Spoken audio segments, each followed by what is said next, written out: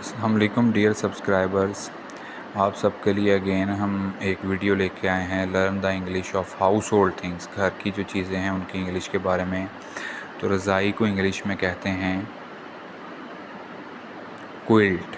रज़ाई को इंग्लिश में कहते हैं क्विल्ट। झाड़ू को इंग्लिश में कहते हैं ब्रूम। झाड़ू ब्रूम। रस्सी को इंग्लिश में कहते हैं स्ट्रिंग। अलमारी को इंग्लिश में कहते हैं वार्डरोब। हथकड़ी को इंग्लिश में कहते हैं हैंडकफ। लोटा को इंग्लिश में कहते हैं ईवर। पंघूड़े को इंग्लिश में कहते हैं क्रैडल। चूल्हे को इंग्लिश में कहते हैं स्टोव। चारपाई को इंग्लिश में कहते हैं कॉट। रोशनदान को इंग्लिश में कहते हैं वेंटिलेटर। फीता को इंग्लिश में कहते हैं मयर टेप। और लास्ट में धागा को इंग्लिश में कहते हैं thread. Thank you. Hope so आपको ये वीडियो अच्छी लगी होगी।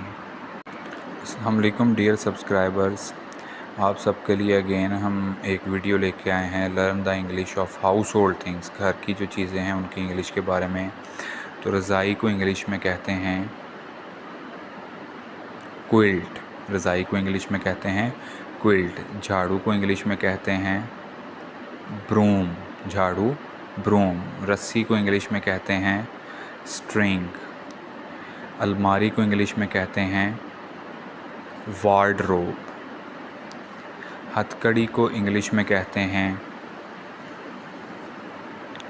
हैंडकफ। लोटा को इंग्लिश में कहते हैं ईवर।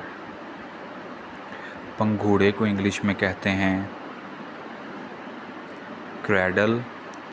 चूल्हे को इंग्लिश में कहते हैं स्टोव। चारपाई को इंग्लिश में कहते हैं कॉट।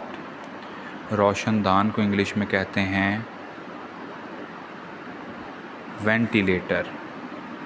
फीता को इंग्लिश में कहते हैं मयर टेप। और लास्ट में धागा को इंग्लिश में कहते हैं thread. Thank you. Hope so आपको ये वीडियो अच्छी लगी होगी।